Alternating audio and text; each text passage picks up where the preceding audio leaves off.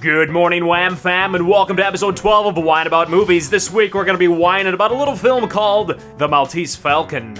Yeah, I know you've heard of this before in one place or another, The Maltese Falcon, but I'm not doing this show alone. I'm on the left side of the country in Los Angeles, but way back there on the East Coast, we've got the one and only Chel, guys. What's up? Your favorite wine drinker, wine writer, and creator of ChelLovesWine.com, holding down the fort over here in New York City. Len, you were holding down the fort, but you got an extra couple hands this week now, don't you, Chel? Tell us all about what I see in the corner of the room. Yeah, guys, I just got a puppy. I'm sure if you follow me on Instagram, that's all I've been putting up the last couple days because I'm in love, so wine's taking a back seat. Sleep deprived, but very much in love with the little ham. His name's Carl. Carl, okay. Does Carl like wine? Yeah, he's actually, I put a picture on Instagram. I can tag it below, but he's smaller than a magnum of rosé. He is so tiny.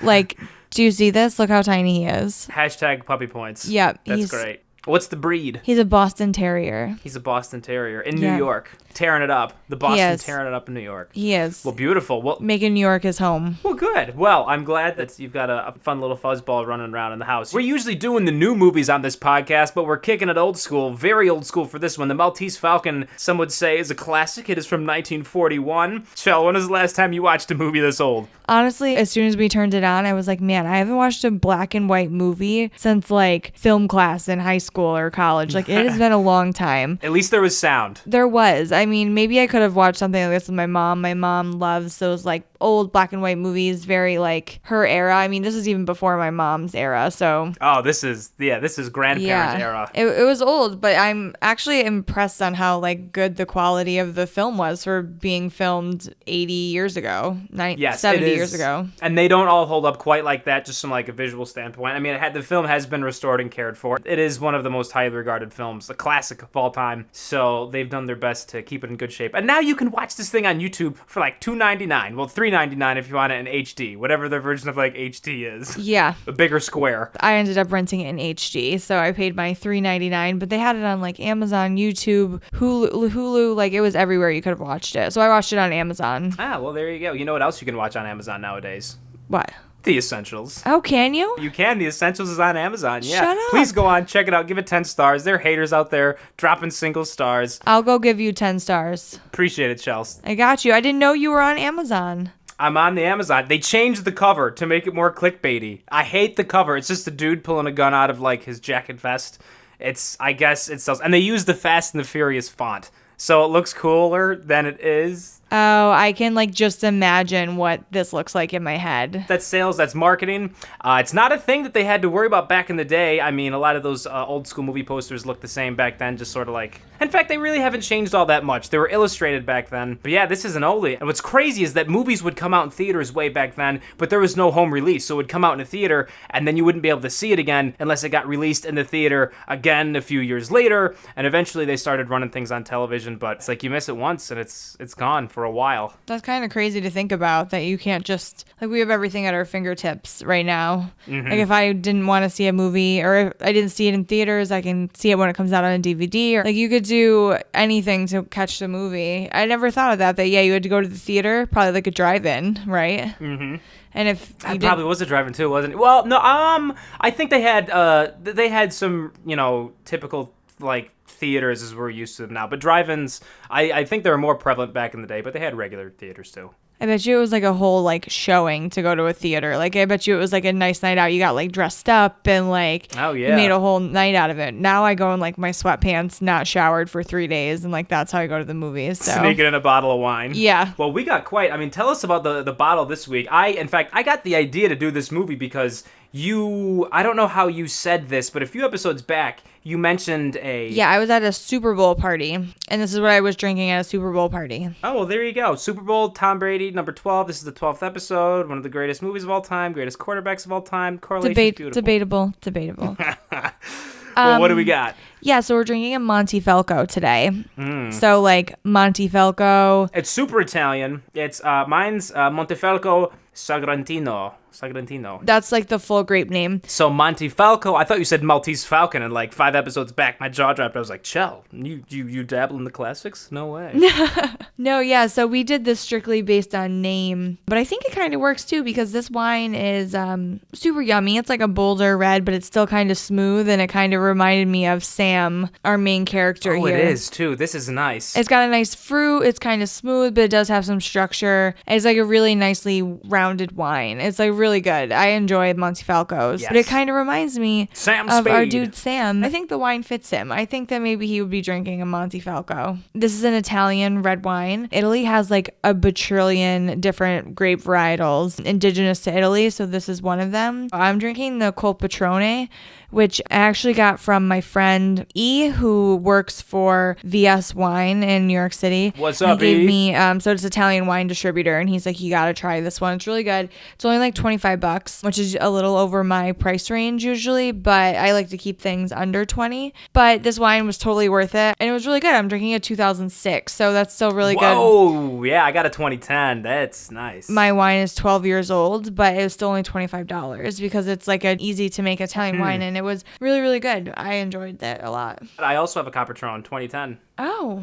Yeah, imagine I think that. this is like one of the most popular Montefalcos because, like I said, Italy has so many grape varietals. So like you're going to see normal stuff like Barolo and Nebbiolo and big Italian reds, Montepulciano, Chiantis, like that's what Italy's known for. So this is like I would say it's like a second tier grape, just in like popularity, not in like value or taste. But they're really good. Well, I mean, in terms of popularity and taste, the film that we were watching today was certainly one of the ages. It's a film noir detective film, very popular back in the 40s. You like detective movies? Is this kind of your jam? I do. This was like a little bit different of a detective movie, though. This wasn't like your new age detective movie like that you would see now. This was like, there were a lot of storylines in this. Right. I mean, like, they talk faster than Gilmore Girls. Yeah, I love Gilmore Girls so much. You know what Gilmore Girls and this movie have in common?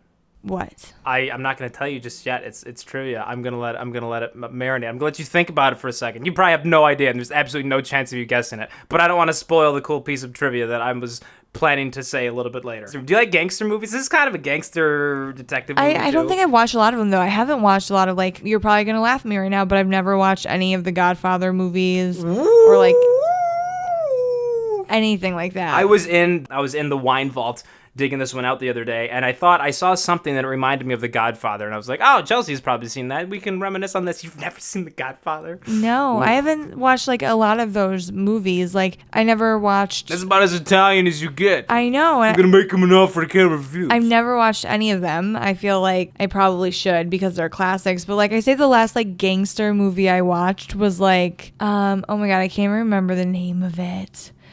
American Hustle? No, it's like an older, oh shit. You would know it. It's okay. You would know it. They're in New York City, I think, and it's about like the gangsters in New York. Gangs of New York? No, oh my God. It's called like Goodfellas. Goodfellas. Oh, yeah, of course. I mean, Goodfellas. So if you like Goodfellas, Chel, I mean, Martin Scorsese, I wasn't that far off, also the director of Gangs of New York. But if you like Goodfellas, some people prefer Goodfellas to Casino.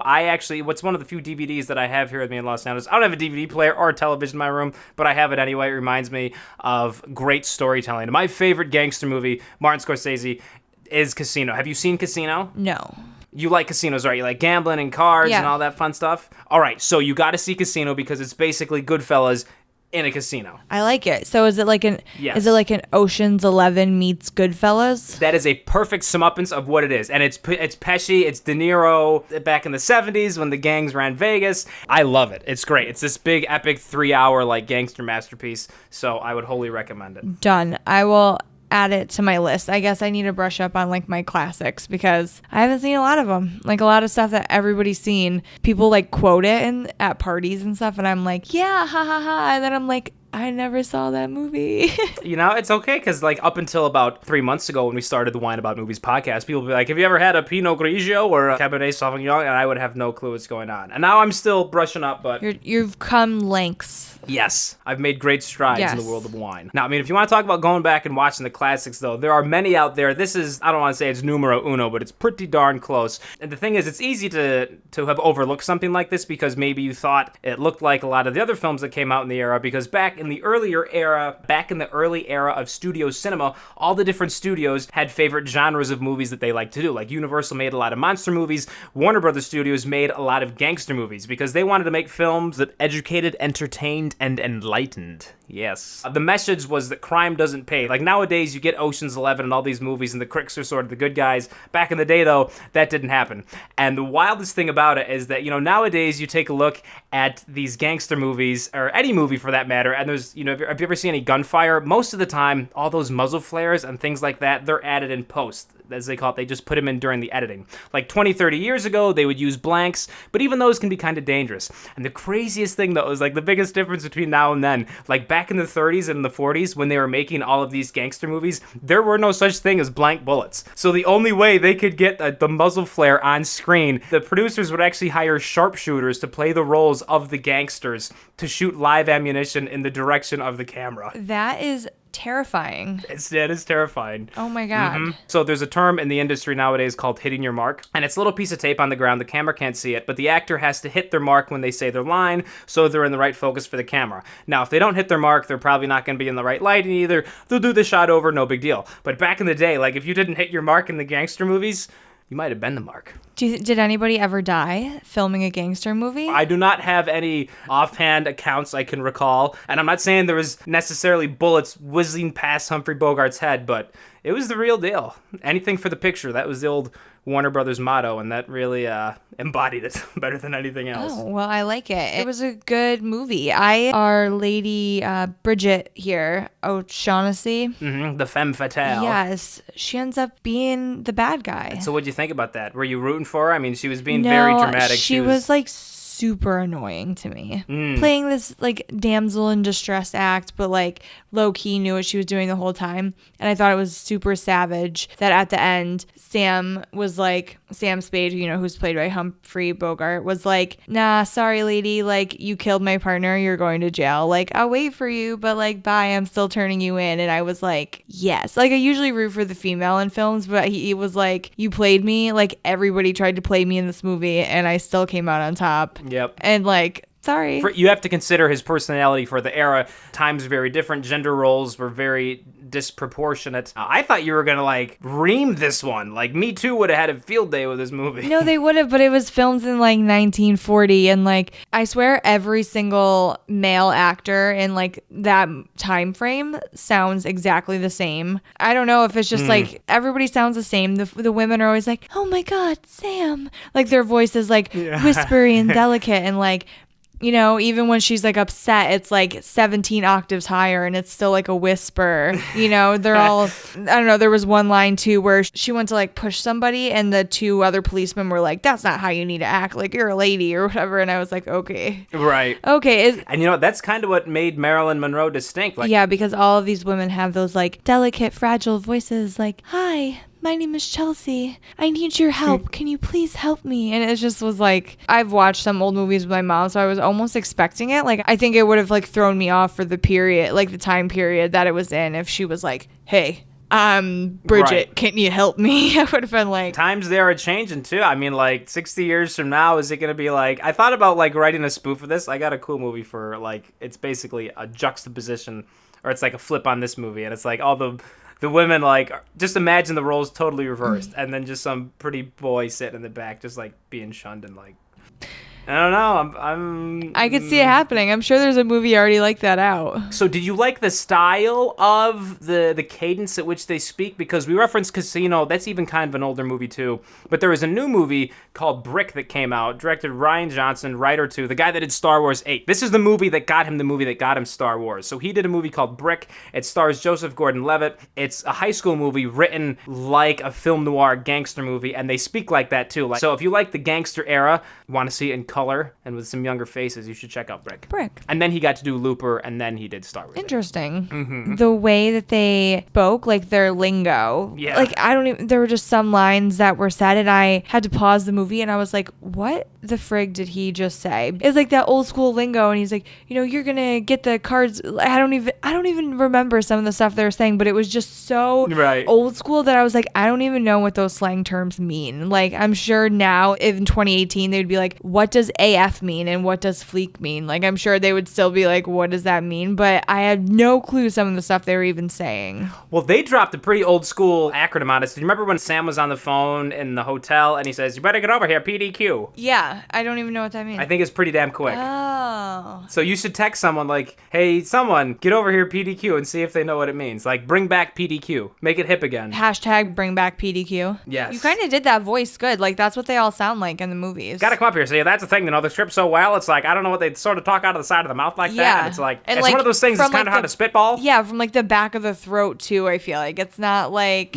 full mouth speaking. It's like, it's fun. I don't know what's more fun, that or a British accent. I can't do either. I'm a zero accent person. Do you have voices, Chel? What's your voice? Do funny voices? I don't have any voices. You need to come up with a voice for Carl. I do, and it's just as annoying. It's like my voice, but like 2 octaves higher. It's like, hey, Mom, what are you doing? Hey, Mom. And then his whimpers. He just like growls. He just like, and he snorts and snores, so. He snores? Yeah, Small he has a really snore. short snout, so like they're known for snoring. Okay, yeah, so, he does have one of those noses.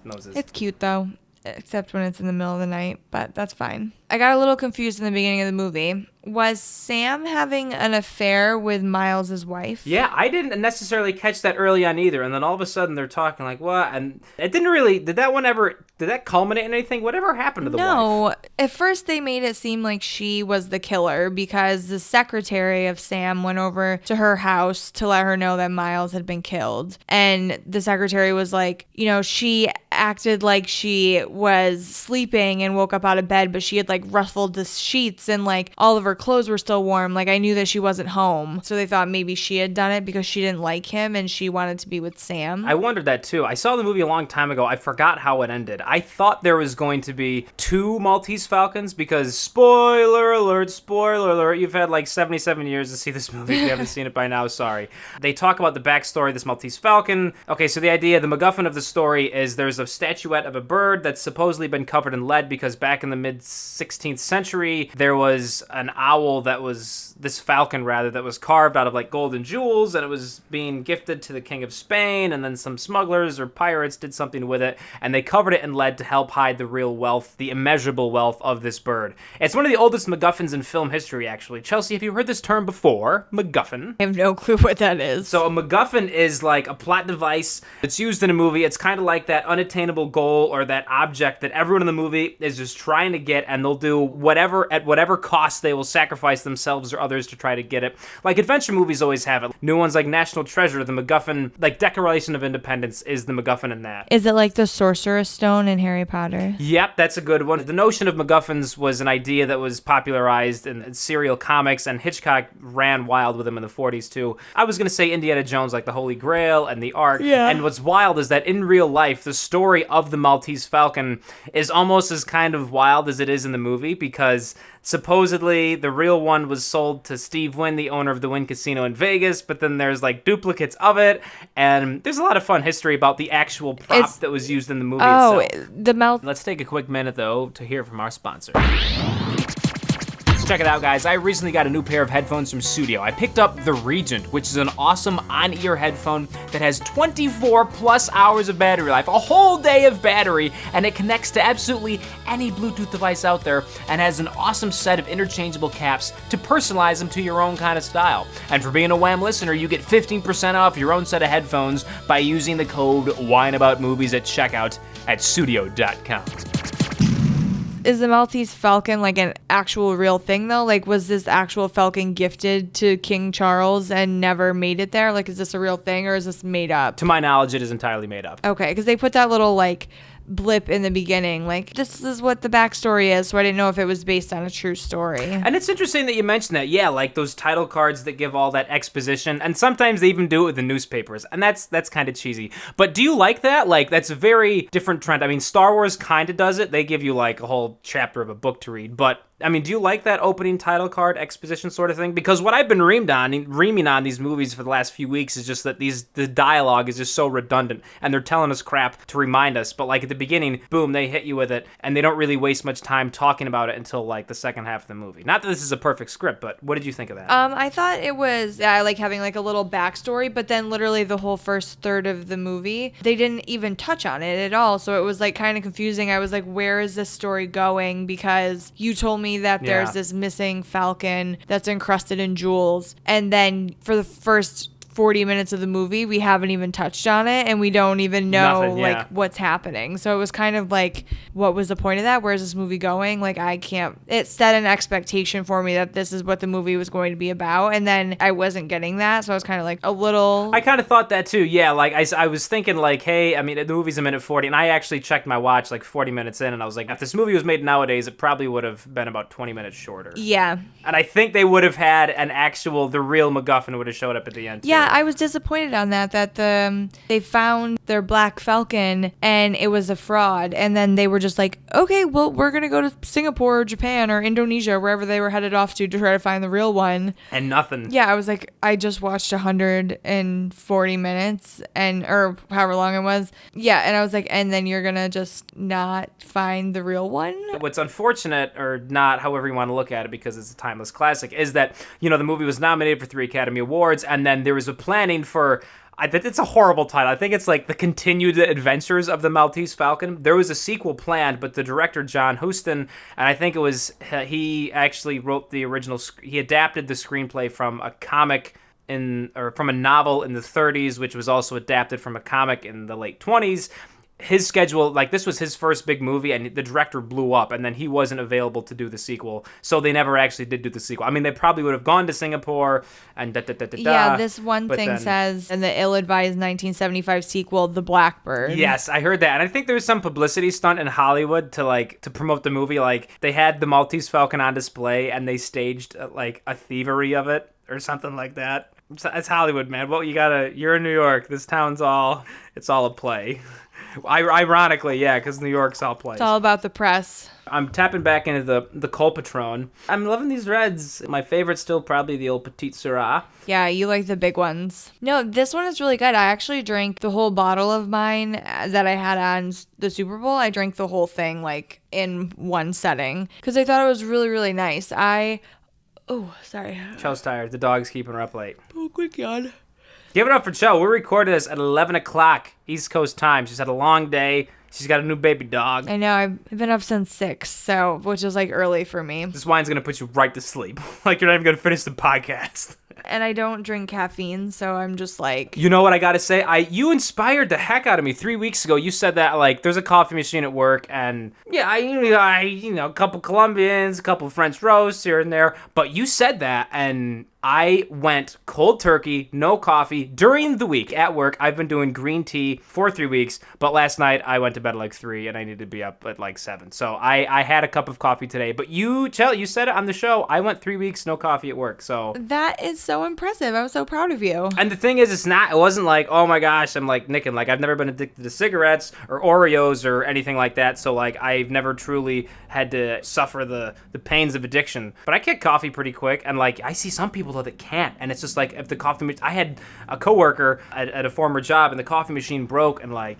it wrecked his day for like 2 hours. Like, yeah, it was scary. If anything, coffee was just like a habit for me. Yeah. Like I wasn't addicted to the caffeine. I just liked getting my coffee in the morning and like... Green tea. I'm liking the teas. I'm having chai tea. I'm having tea, hot Earl Grey, as Captain Jean-Luc Picard would say. I'm loving the tea world. We got to do tea about... What could we do? What could the show be about? Is there enough teas? Are there a lot of teas in the world? Could we do like teas and capris or teas and... Probably. Pete's sister only drinks tea. She's like literally has a thermometer because you're supposed to brew different teas at different temperatures and for a certain amount of time. And like she does all of that. She's like very on it. Teas and cheese. A tea and cheese show. Yeah, because there's a lot of cheese. Like, have you ever had an omelet with like some smoked Gouda? Like, bam. I know, but tea and cheese, I feel like that's a really weird combination. It had a cool title. Like, honestly, Wine About Movies is a pretty sweet title. Yeah, Like, we can always bring some cheese onto this episode if you want. I'm not saying we need to have cheese. I'm just winging with teas and cheese. Like, I had one, High About Music. Hi. It's a cannabis and album pairing podcast. That would be fun.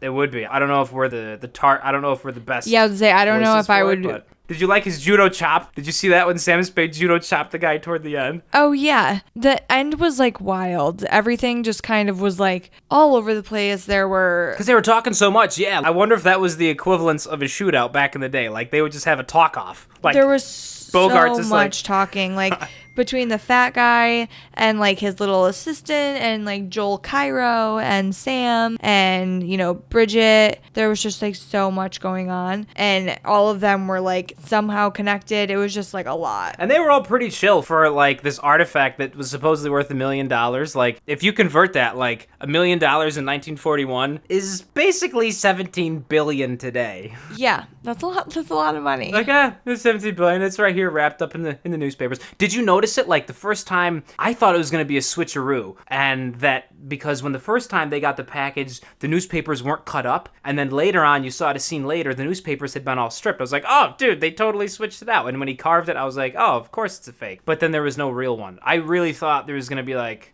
and there's no post-credit scene in the 40s, but, like, I was kind of bummed. I gotta say, like, I love the Maltese Falcon, but I was kind of bummed that there was no, like, I guess you don't need it. And the point is, it's the trials of Sam Spade and da-da-da-da-da, but whatever. At least they showed the Falcon. If there was no Falcon, if it was just, like, a candlestick in there, that would have sucked. Yeah, I almost thought that's how it was going to be, too. When he started unwrapping all the newspapers, I was like, tell me there's not even going to be a metal bird in here. I was like, because that would be, like... Yeah.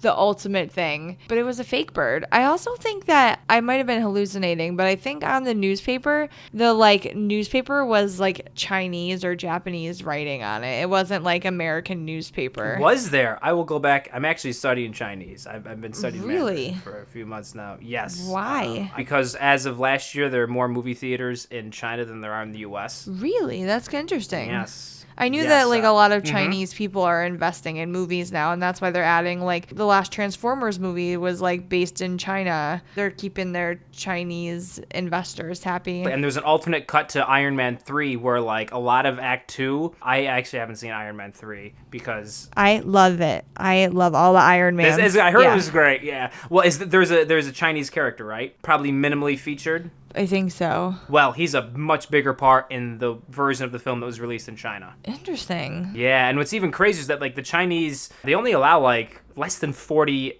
American films to be released there, like, theatrically a year. So it's crazy. So to get a movie in China, one, you get the biggest audience in the world, but it's like, you made a heck of a cutoff.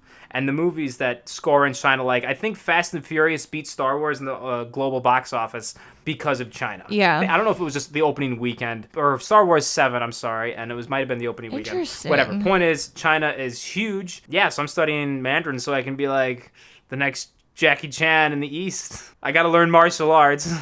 You can impress yeah, but if I could just everyone. speak stuttered Mandarin, like, I know Apple and I can count, but I don't know. We'll table this discussion and bring it back. Yeah, why not, right? The biggest film studio in the world is now actually over in China, just outside of, I believe it's Shanghai. It's like 160 acres, which is huge. Yeah, Warner Brothers is the second biggest one. It's like 110. Wow. And it's crazy. I was going to ask you, I'm bringing it full circle. I don't know what the trivia I asked you at the beginning of the show was. Gilmore Girls, what do you? Gilmore Girls and how they're connected. I have no clue. I've been sitting on it and thinking in the back of my head, and I have no clue. Well, Gilmore Girls, so this film took place in San Francisco. They didn't shoot it in San Francisco. They shot it. Did they shoot it in Connecticut? No, and Gilmore Girls was not shot in Connecticut either. Stars Hollow is on Midwest, which is one of the oldest backlots at Warner Brothers Studios. That area, like Stars Hollow, has been the Times Square in more than 400 different fictional movies and TV shows. It's crazy. Wait, that setting for Gilmore Girls has been in 400 different movies? And shows, movies and TV shows. Yeah, it's so many different things. It's hilarious. Like, it's crazy if you know what to look for. Wow. And it's been there since, like, the 50s. So you can see it, like, throughout cinema. So, like, she'll be walking off of Stars Hollow and then straight into, like, Lorelai and Suki, their houses are the same house. Lorelai's in front and Suki's is in back. They're like connected? They're connected, yeah. Yeah. And remember the Dukes of Hazzard? Uncle Jesse's house is in back and Boss Hogg's house is in front. It's the same house. Shut up. So they just build like half a house and put like...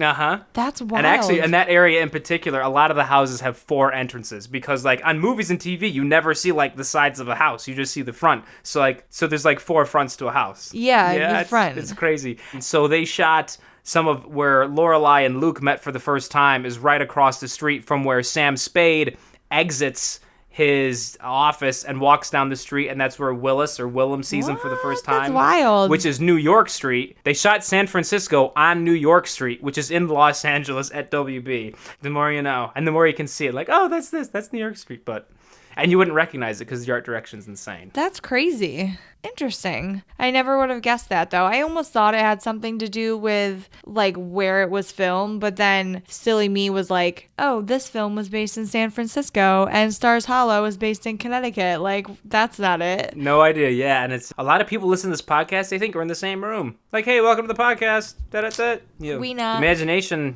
what you don't see behind the curtains goes a long way. That is the truth. That is the truth. So, I mean, what do you give this film, Chel? Where does this rank? A 3.5 out of 5 because I really did like it. I got a little confused with the storyline. I think if I watched it again when I've had proper sleep, that I would enjoy it. Like, I think that I might bump it up to like a 4 or a 4.5 because I thought the story was good and the acting was good. The only thing I didn't really love, that I forgot to mention earlier, is at the end when all of a sudden like Sam and Bridget are in love. Like, you've known each other for like 3 days and all of a sudden you're like in love. Yeah, that was a bit much, and they were throwing love around really heavily. Yeah, she's like, because I love you, and he's like, well, what if I love you too? It was like that build up, and then they have that passionate kiss and the music is right there. Like, Pete wasn't even watching it with me, and he's like, did something crazy just happen? Because the music just got really intense, and I was like, yeah. Yes, they confessed their love and then he threw her behind bars. Savage. Bogart was quite savage. A lot of good Bogart films out there. But I've never watched Casablanca either. Well, we'll kick that one down the road for a little bit. We should get around to that at some point. But yeah, I give it a 3.5 out of 5. If I'll watch it again because I have the rental for 48 hours, and maybe that'll get bumped back up.